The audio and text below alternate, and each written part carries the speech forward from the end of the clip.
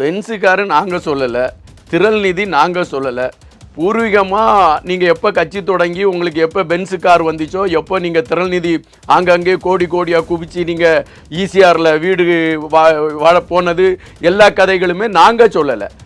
உங்களுடைய இப்போ நீங்கள் போய் தாய்மாமன் உறவு கொண்டாடிட்டு வந்தீங்களே அந்த கட்சியை சார்ந்தவன் அவங்க தான் சொன்னாங்க. திரள் நிதி நம்மட மக்கள் இயக்கம் மக்கள்கிட்ட தான்டா பெற முடியும். நீ வாக்கு என்ன நீயே வாடா குத்திக்கிட்ட, மக்கள்கிட்ட தான்டா கேட்ட. திரள் நிதி யார் கொடுத்தா? என்னுடைய மச்சான் கொடுத்தாரு. இந்த மச்சான் திரள் நிதி கொடுத்தாரு வச்சுக்கிட்டோமே, அவங்க மச்சானே இந்த காரை வாங்கி கொடுத்தாரு. உன் தொண்டை இன்னும் ரோட்டில் சும்மா தானே போயிட்டு இருக்கான். அவனுக்கு ஒரு வழிமுறை அனுப்பிச்சான். நம்பி தேர்தலில் நின்று அவனும் ஓட்டாண்டியாக மாறிட்டான். இவர் இப்போ தமிழ் தேசியத்தை பேசுகிறேன், என் மச்சான் உனக்கு உன் மச்சான் வாங்கி கொடுத்துறான். ஆங்கில கல்வி வேண்டான்னா உன் பிள்ளை எங்கே படிக்கிறான்? உங்கள் பிள்ளை எங்கே படிக்கிறான்? மாண்புமிகு தமிழக முதல்வர் ஜோசப் விஜய் அவர்கள் இத்தனை தொகுதி தமிழ்நாட்டில் இருக்கும்போது பெரம்பூர்ல ஏன் நின்ற? பெரம்பூர்ல ஏன் நின்றீர்கள்? இத்தனை தொகுதி இருக்கும்போது திருச்சி கிழக்கை தேடி போய் ஏன் பெரம்பூரில் மதம், திருச்சி கிழக்குல சாதியும் மதம். நீங்க என்ன பேசுறீங்க? சாதியை ஒழித்து விட்டு வெறியோட இருப்பார் அவர். ஏன்னா அனிதா ராதாகிருஷ்ணன் பேசிட்டாரு, பாரதிய ஜனதா கட்சி கிட்ட போய் ஒரு லிங்க் வச்சுட்டாரு. எனவே அவர் அவருடைய களத்தை வச்சுட்டு மாமா மச்சான் அது இது லொடுசுன்னு பேசிட்டாரு. எனவே அவர் இடைத்தேர்தலுக்கு காத்திருக்காரு. இடைத்தேர்தலில் முதல்ல போட்டது பட்ட நாமமா இருந்ததுன்னா இது ஒட்டுமொத்த நாமமா போட்டு மக்கள் அனுப்பிடுவாங்க. வேணா அந்த இடைத்தேர்தல் அதுதான் பறைசாட்டு. அவங்க 16 வருஷமா எல்லாரையும் அடிச்சு பார்த்தாங்க. அவங்கள்ட்ட கோமணம் கூட மிஞ்சல. இதுல இனி என்னத்தை அவங்க எங்களை அடிக்க போறாங்க? நாங்க திருப்பி அடிக்கல, அதுதான் உண்மை. நாங்க திருப்பி அடிச்சோன்னு வச்சுக்கோங்களேன், அது அரசியல் ரீதியான தாக்குதல் நாங்க வைக்கும் பொழுது பல உண்மைகள் வெளிவரும். இந்த சிறப்பு முகாம்களுக்கு இந்த நாம் தமிழர் இயக்கத்தை சார்ந்த சீமான் போய் என்ன செஞ்சு கிழிச்சிட்டாரு? ஒன்றும் கிடையாது. அங்கே இன்னும் கஷ்டப்பட்டுட்டு இருக்கவங்க எத்தனை பேர் இருக்கா, இவர் என்ன போய் கிழிச்சிட்டாரு? ஒன்றும் கிடையாது. இல்லை, இந்த 16 வருஷத்துலேயும் எவ்வளவோ பிரச்சனைகள் ஐநா மன்றத்திற்கு அந்த ஈழம் சார்ந்த பதிவுகளாக போயிருக்கு. இதில் நாம் தமிழர் இயக்கத்தோட பங்கு அங்கே என்ன இருந்திருக்கு?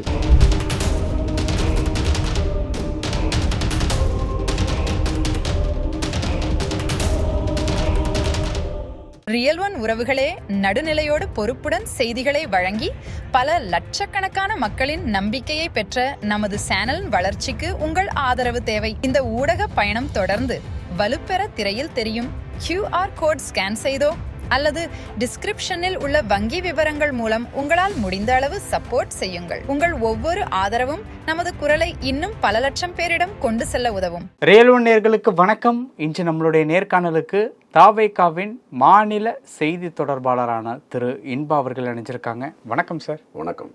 இப்போது ஆட்சிக்கு வந்ததுலேருந்து விமர்சனங்கள் அப்படிங்கிறது பதவி ஏற்ற நாள்லேருந்து ரொம்ப ரெகுலராக தான் இருந்துக்கிட்டு இருக்கு.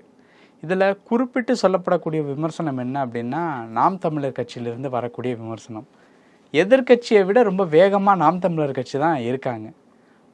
மாற்றுவோம் மாறுவோம் அப்படின்னு அவங்க கட்சியில் இருக்கக்கூடிய சொந்தங்கள்லாம் மீட் பண்ணுற மாதிரியான ஃபங்க்ஷன் பல்லாவரத்தில் நடந்தது. அவரோட ஸ்பீச் எல்லாம் பார்க்கும்போது உங்களுக்கு என்ன தோணுச்சு? ஃபர்ஸ்ட் அதை சொல்லுங்கள். எங்கள் கட்சி மேலே விமர்சனங்கள் இருக்குது அப்படின்ட்டு நீங்கள் சொல்லியிருக்கீங்க. இது நான் கட்சி ஆரம்பித்த பொழுதுலேருந்து, ஆட்சியில் வந்த பிறகு விமர்சனம் இல்லை, ஆரம்பிக்கும் பொழுதுலேருந்து எங்களுக்கு விமர்சனத்தோடு தான் நாங்கள் ஆரம்பித்தோம். ஏன்னா எங்கள் கட்சி இது வெற்றி பெறாதுன்னு சொன்னாங்க, ஆட்சியை பிடிக்காதுன்னு சொன்னாங்க. எல்லா விமர்சனத்தையுமே நாங்கள் வென்று ஆட்சியை பிடிச்சிருக்கோம். நாம் தமிழர் இயக்கத்தை நான் ஒரு பெரிய கட்சியாக நினச்சி அதுக்கு ஒரு முக்கியத்துவம் கொடுத்து நான் இதுவரை எந்த கருத்துக்களும் பெருசாக பதிவிடலை. ஆனால் அதை அப்படியே நம்ம விட்டுட்டோன்னு வச்சுக்கோங்களேன், இவங்க கேட்குறதுக்கு எவனும் இல்லைடா, நம்ம என்ன வேணாலும் பேசிக்கலாம் அப்படிங்கிற ஒரு எண்ணம் நாம் தமிழர் இயக்கத்துக்கு வருது. அதன் காரணமாக தான் இப்போ நம்ம இதில் பதில் சொல்லலாம் அப்படிங்கிற ஒரு எண்ணம். அதாவது நாம் தமிழர் கட்சி நேற்று பல்லாவரத்தில் நடத்ததில் சீமானவர் ரொம்ப வீரவேசமாக பேசியிருக்காரு. உண்மையிலே அவருடைய அந்த பேச்சுக்கெல்லாம் நம்ம ஒன்றும் மறுப்பு சொல்ல. அவர் தமிழ் நல்லா சுத்தமாக பேசுகிறார், நல்லா பேசுகிறார், அது நம்ம பாராட்டக்கூடியது. ஆனால் அவர் இதுக்கு முன்னால், அதாவது 16 வருஷம் 17 வருஷம் அந்த நாம் தமிழர் இயக்கத்தை அவர் நடத்திட்டு வந்துட்டார். இலங்கையில் இருக்கக்கூடிய தமிழர்களுக்காக நாங்கள் தான் இருக்கிறோன்ட்டார். அவங்களுக்காக நாங்கள் தான், இப்போ அதை திருப்பி அழுத்தமாக இன்றைக்கி பதிவிட்டுருக்கார், நாங்கள் தான் இருக்கிறோன்றாரு. இந்த 16 வருஷமாக இங்கே தான் சிறப்பு முகாம்கள் இருக்குது. இந்த சிறப்பு முகாம்களுக்கு இந்த நாம் தமிழர் இயக்கத்தை சார்ந்த சீமான் போய் என்ன செஞ்சு கிழிச்சிட்டாரு? ஒன்றும் கிடையாது. அங்கே இன்னும் கஷ்டப்பட்டுட்டு இருக்கவங்க எத்தனை பேர் இருக்கா, இவர் என்ன போய் கிழிச்சிட்டாரு? ஒன்றும் கிடையாது.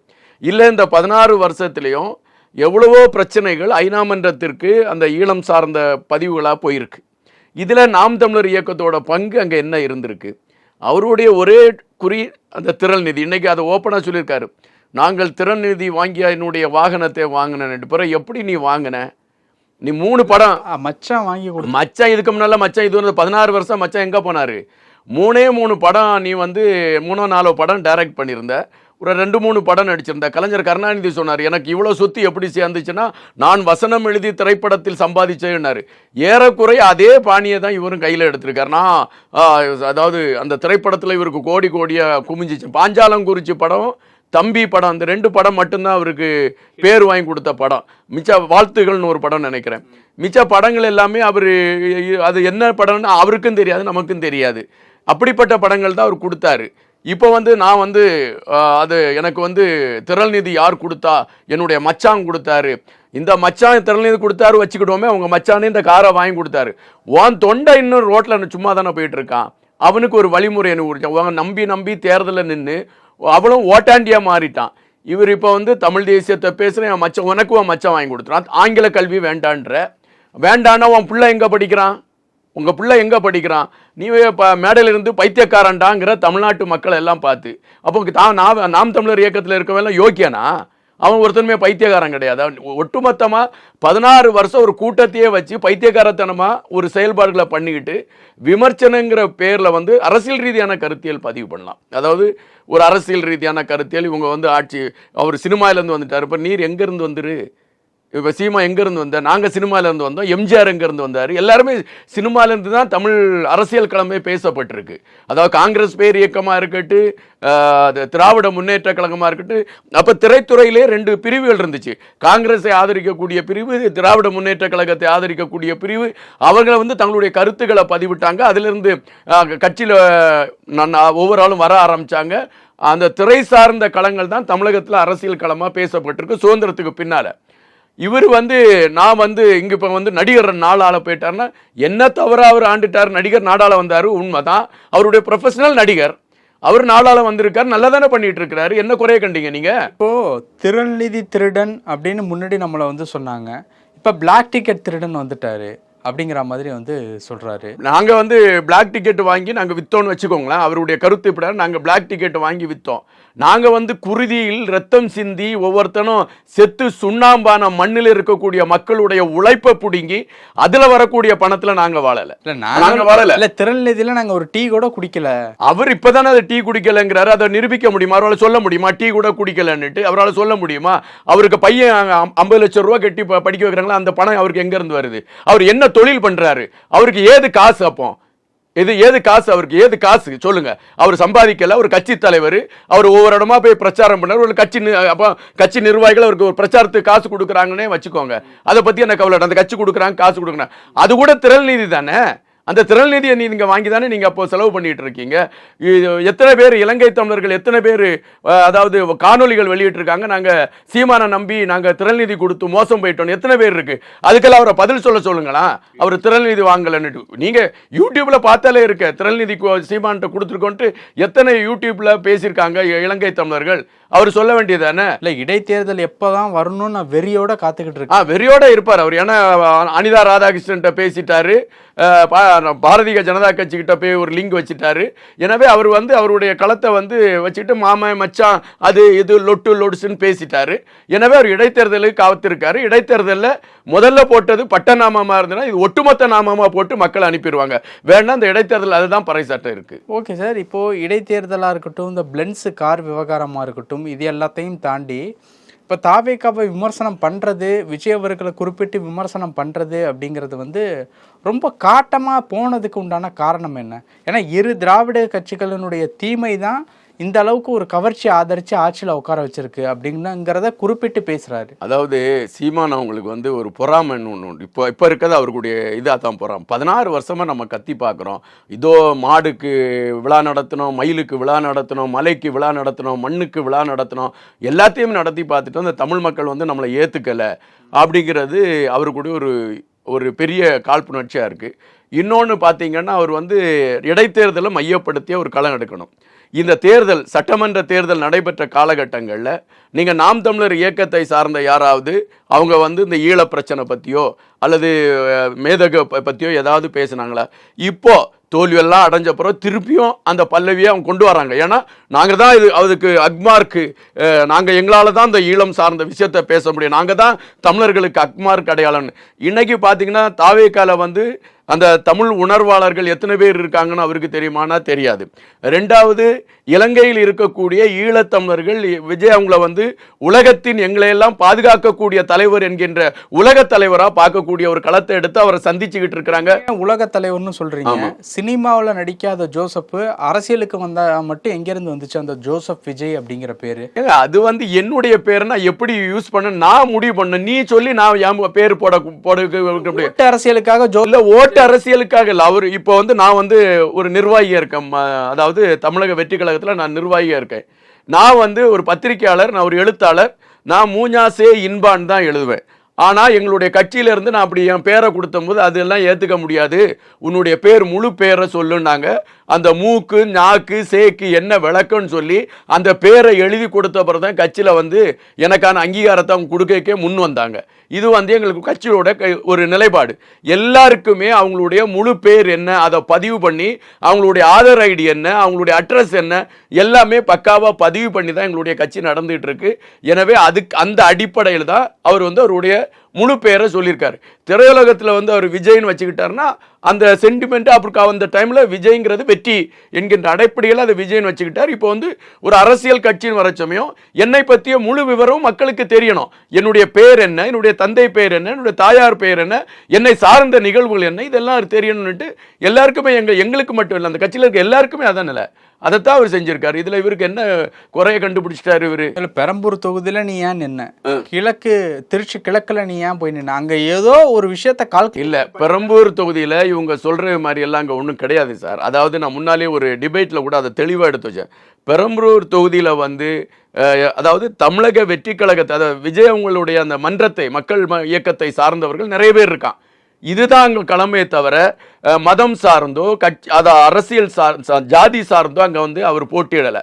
எங்க மன்றம் வந்து வலுவா இருக்கிறதோ, ஒரு தலைவர் வந்து தன்னுடைய ஆதரவாளர்கள் எங்க வலுவா இருக்காங்களோ அங்க போட்டியிடுறது தான் களம். அதைத்தான் அங்கே போட்டிட்டாங்க. இதைத்தான் நம்ம கேள்வி நேரம் செந்தில் கூட ஒரு இதில் சொன்னார், பெரம்பூரில் ஏன் போட்டிட்டார். அப்புறம் நாங்கள் விளக்கத்தோடு எடுத்து வச்சப்பறம் அவர் அதுக்கு மறுப்பே சொல்ல முடியல. இப்போ சீமானவங்க வந்து அந்த புள்ளி விவரத்தை அவர் எடுத்து பார்க்கட்டு, பெரம்பூரில் ஏன் நின்னாரு, அங்கே எங்களுடைய இயக்கம் வலுவாக இருந்துச்சு, அங்கே நின்னோம், அதனால அவர் அங்கே போட்டிட்டார். திருச்சியில் வந்து தெற்கு பகுதிகளில் ஒரு தொகுதியில் அவர் போட்டியிட நினைச்சாரு, திருச்சி கிழக்கில் வந்து அவரை போட்டியிட சொன்னாங்க, திருச்சி கிழக்கில் போட்டிட்டார். இதில் அவருக்கு என்ன கஷ்டம் இல்லை, சீமானுக்கு அதில் என்ன கஷ்டமா? அவரை மாதிரி ஒவ்வொரு தொகுதியிலையும் போய் நின்று நான் கட்சிக்கு என்னிடம் ஜாதி இல்லை, மதம் இல்லை, அது இல்லை அப்படின்னு சொல்லிட்டு ஜாதி இப்போ நாகர்கோயிலில் வந்து அவர் எந்த கேண்டிடேட்டை விட்டாரு? நாகர்கோயிலில் எந்த கேண்டிடேட்டை விட்டார் சொல்லுங்களா? அவர் எந்த கேண்டிடேட்டோட அங்கே போய் ஒரு தாழ்த்தப்பட்ட சமூகத்தை சார்ந்தவராக போய் கேண்டிடேட்டை விட்டாரு. அந்த அந்த சமூகத்திற்கு அங்கே யார் அந்த சமூகத்தில் வலுவானவர்களோ அவங்கள தான் அங்கே நிறுத்தினாரு. அதே மாதிரி முன்னால் வந்து அவங்க வேட்பாளர் நிறுத்தினச்சும் கூட நிறைய கான்ட்ரிவைசி வந்து எங்களுக்கே தெரியல, இந்த தொகுதியில் திடீர்னு ஒரு ஆளை கொண்டு விடுறாங்க, அப்போ அங்கே அவருக்கு என்ன செல்வாக்குன்னு பார்த்து விட்டோங்கிற கதையெல்லாம் பேசுனாங்க. இது எல்லாமே அவங்க முதல்ல திருத்திட்டு எங்கள்கிட்ட வரட்டு, நாங்கள் அதற்கான விளக்கத்தை அவர் கொடுக்க தயாராக இருக்கிறோம். நேற்று இது தொடர்பாக வந்து அமைச்சர் செங்கோட்டையன் அவர்கள்ட்ட கேட்கும்போது சீமான் சார்ந்த கேள்விகளை தவிர்த்துட்டு போறாரு. இப்போ நீங்கள் பேசும்போது கூட இல்லை, அவருக்கு வந்து அந்த அளவுக்கு நாங்கள் வந்து சீரியஸாக பதிலளிக்கணுங்கிற விஷயம் ஒன்றும் இல்லை அப்படிங்கிற மாதிரி சொல்கிறீங்க. அவர் உங்களை பற்றி தொடர்ச்சியாக அந்த மாதிரி விமர்சனம் வச்சாலும் நீங்கள் தவிர்த்துட்டு போகிறதுக்கு இல்லை. அதுக்கு தவிர்த்துட்டு போகிற காரணம் எப்படின்னா, நானே இந்த இதில் வந்து நான் பேச வேண்டாம் அப்படின்னு தான் நினச்சிருந்தேன். நான் தவிர்த்துட்டு தான் போயிருக்கணும். நான் தவிர்த்துட்டு போகிற காரணம் எப்படின்னா, இப்போ வந்து நான் இருக்கிறேன், ஒரு போட்டிக்கு போகிறேன், போட்டிக்கு போச்சோமே எனக்கு எதிராக மல்யுத்தத்தில் நிற்கக்கூடிய, எனக்கு எதிரானவனாக இருந்து எனக்கு சரிசமமாக இருக்கவன்ட்ட நான் மல்யுத்தம் பண்ணணும். வெளியே இருந்து ஒருத்தன் கத்திக்கிட்டு இருக்கவன்ட்ட போய் நான் மல்யுத்தம் பண்ணேன்னா என்ன மாதிரி பைத்தியக்காரன் எவனும் இல்லை. இப்போ நான் அந்த பைத்தியத்தை தான் செய்துகிட்டு இருக்கேன். ஏன்னா அதை நாங்கள் வந்து அதை ஒரு கணக்கிலே எடுக்கல. அதை உங்களும் அதான் சொன்னோம், நாங்கள் என்ன உங்களை அடிக்கவே ஆரம்பிக்க இல்லை. அவங்க 16 வருஷமா எல்லாரையும் அடிச்சு பார்த்தாங்க, அவங்கள்ட்ட கோமணம் கூட மிஞ்சலை. இதில் வந்து இனி என்னத்தை அவங்க வந்து எங்களை அடிக்க போகிறாங்க? நாங்கள் திருப்பி அடிக்கலை, அதுதான் உண்மை. நாங்கள் திருப்பி அடித்தோன்னு வச்சுக்கோங்களேன், அது வந்து அரசியல் ரீதியான தாக்குதல் நாங்கள் வைக்கும் பொழுது பல உண்மைகள் வெளிவரும். அப்படி வெளிவரச்சமே அந்த உண்மைகளுக்கெல்லாம் நாம் தமிழர் இயக்கத்தை சார்ந்தவங்க பதில் சொல்ல முடியுமானா பதில் சொல்ல முடியாது. அதுக்கான எத்தனையோ ஆதாரங்கள் இருக்குது. ஆனால் நமக்கு அதெல்லாம் தேவை. நாங்கள் அதை ஒரு இதாவே நினைக்கல நாம் தமிழர் இயக்கத்தை. சரி அவங்க பேசிட்டு போறாங்க, ஏதோ நீ விமர்சனத்தை, அதாவது சொல்லுவார் அடிக்கடி, உன்னை ஒருத்தன் விமர்சிக்கிறான் என்றால் நீ முன்னேறி விட்டாய் அப்படிங்கிறார். நீ எங்களை விமர்சிக்கிறேன்னா நான் உங்களோட எங்கேயோ போயிட்டோம் அப்படிங்கிற அர்த்தம். அதை நீங்களே உங்க வாயால ஒத்துக்கிறீங்க அப்படிங்கறத அர்த்தம். ஓகே சார், இப்போ அவர் பேசக்கூடிய ஒரு விஷயங்கள் என்னன்னா, வாதத்துல சரியான ஒரு நியாயத்தை எடுத்து வைக்க முடியாதவன் அநியாயத்தையும் அவதூறையும் தான் எடுத்து வைப்பான். அப்படிங்கிற பட்சத்தில் நம்ம பற்றின ஒரு அவதூறு தான் இந்த திரள்நிதி திருடன் அப்படிங்கிற மாதிரியான ஒரு விஷயமும், பென்ஸ் கார் சம்மந்தப்பட்ட ஒரு விஷயமும் இந்த மாதிரி வந்து சொல்லிக்கிட்டு இருக்காங்க அப்படிங்கிற மாதிரி சொல்கிறாரு. பென்ஸ் காரு நாங்கள் சொல்லலை, திரள்நிதி நாங்கள் சொல்லலை. பூர்வீகமாக நீங்கள் எப்போ கட்சி தொடங்கி உங்களுக்கு எப்போ பென்ஸ் கார் வந்துச்சோ, எப்போ நீங்கள் திரள்நிதி ஆங்கங்கே கோடி கோடியாக குவிச்சு நீங்கள் ஈசிஆரில் வீடு வாழ போனது, எல்லா கதைகளுமே நாங்கள் சொல்லலை. உங்களுடைய இப்போ நீங்கள் போய் தாய்மாமன் உறவு கொண்டாடிட்டு வந்தீங்களே, அந்த கட்சியை சார்ந்தவன் அவங்க தான் சொன்னாங்க. அப்போது சொன்னவங்க அவங்க முதல்ல சொல்லியிருக்காங்க. இப்போ வந்து தமிழக வெற்றி கழகத்தை பொறுத்த மட்டும் ஐயா செங்கோட்டையன் அவர் பதில் சொல்லலை. ராஜ்மோகன் அவர், அண்ணன் கல்வி அமைச்சர் ராஜ்மோகன் அவர் என்ன சொல்லிட்டு போகிறாரு, அவரும் திரைத்துறையிலிருந்து வந்தவர் தான் அப்படிங்கிற ஒரு நாசுக்கான பதிலை சொல்லிட்டு போகிறாங்க. யாருமே உங்களை நாங்கள் சொல்லலை.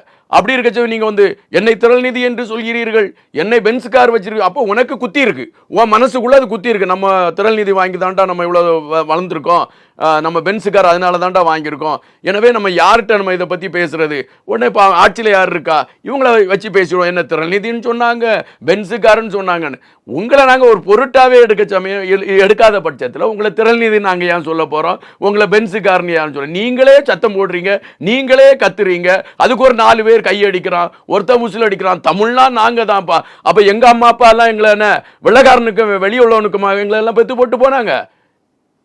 என்ன பேச்சு பேசுறீங்க? நாங்களும் அதே தமிழ் உணர்வோட அதே தமிழன். நாங்க உங்களுக்கு என்ன உணர்வு இருக்கோ அதே உணர்வு எங்களுக்கு இருக்கு.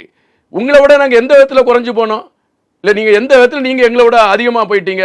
உங்களுக்கு என்ன தமிழ் என்ன உங்களுக்கு மட்டுமே பட்டயம் எழுதி கொடுக்கப்பட்டிருக்கா? இல்ல தமிழ் எங்களுக்கு உள்ளதான், நாங்களும் தமிழன் தானே. உங்களுக்கு என்ன உணர்வு இருக்கோ அதே உணர்வு எங்களுக்கு இருக்கும்ல. இதுதான் நாங்கள் பேசிட்டு இருக்கோம். நாங்கள் தமிழை குறித்து அழுத்தமாக என்ன செய்ய வேண்டுமோ அதை செஞ்சுக்கிட்டு இருக்கோம். நீங்கள் தமிழை குறித்து பேசுவதாக நடித்து கொண்டு உங்களுடைய வருமானத்தை பெருக்கிட்டு இருக்கீங்க. இதான் நடந்துகிட்டு இருக்கு. ஓகே சார், அப்போ இடைத்தேர்தல் அப்படிங்கிறது பயங்கர ஒரு வெறியாக தான் இருக்கும். வெறியெல்லாம் கிடையாதுங்க. நீங்கள் வேற, இடைத்தேர்தலில் வந்து நாங்கள், அதாவது எங்கள் தமிழக வெற்றி கழகத்தின் வேட்பாளர் இவர் அப்படின்னு சொன்னார், வெற்றி தான் சார். அவருக்கு இப்போ வந்து இடைத்தேர்தலில் வந்து அவருக்கு வந்து அனிதா ராதாகிருஷ்ணன்ட்ட ஒரு பேச்சு முடிஞ்சிருச்சு, அப்புறம் அப்படியே ஒரு பேச்செல்லாம் முடிஞ்சிருச்சு. உன்னை வந்து பொது வேட்பாளர் அம்பாசமுத்திரத்தை நிற்கிறேன்டா ராசா, நீ இந்த டைம் வந்து நீ தாவேக்காவை என்ன வேணாலும் பேசிக்க, நாங்கள் உன் பின்னால் நிற்கிறோன்னு ஏதோ ஒரு புல்லாங்குழல் ஊதிட்டாங்க. அந்த ஊதலுக்கு இப்போ அவர் பாம்பாடுறாரு, அவ்வளோதான். அது அம்பாசமுத்திரத்தில் போய் அவர் அந்த இடைத்தேர்தலில் நிற்க சமயம் அவருக்கு மக்கள் அவருக்கான பாடத்தை படித்து கொடுத்துருவோம். நாங்கள் இல்லை, மக்கள் படித்து கொடுத்துருவாங்க. அப்போ தெரிஞ்சிடும் அவருக்கு எது தமிழ், யார் தமிழர்கள் அப்படிங்கிறது அவருக்கு தெரியும். அப்போ பல விஷயங்கள் பேசியிருக்கோம். நன்றி சார். நன்றி, வணக்கம். உங்கள் பிசினஸ் இன்னும் அதிக மக்களை சென்றடைய வேண்டுமா? இன்றைய டிஜிட்டல் உலகில் சரியான ப்ரமோஷன் தான் வெற்றியின் முதல் படி. தமிழகம் முழுவதும் பல லட்சக்கணக்கான பார்வையாளர்களை தினமும் சென்றடையும் ரியல் ஒன் யூடியூப் சேனல்களில் உங்கள் பிசினஸ் இனி எல்லோரும் அறியட்டும். குறைந்த செலவில் அதிக ரீச். உங்கள் பிராண்டுக்கு நம்பிக்கையும் வளர்ச்சியும் சேர்க்க இன்றே எங்களை தொடர்பு கொள்ளுங்கள். 9280087164